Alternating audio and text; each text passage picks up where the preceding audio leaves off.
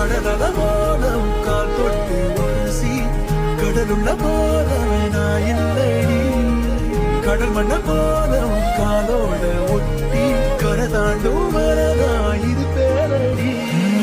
நடுவினிலோ திருவினில் மித வெயிலினில் இத வெளிச்சத்தில் மழை வரும் என உன்னை தரும் என கண்டத்தின்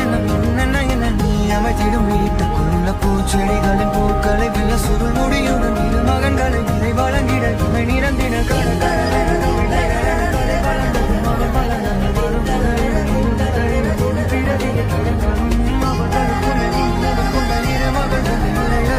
அனைவரும் அழகிய சுய படங்களை எடுக்கவே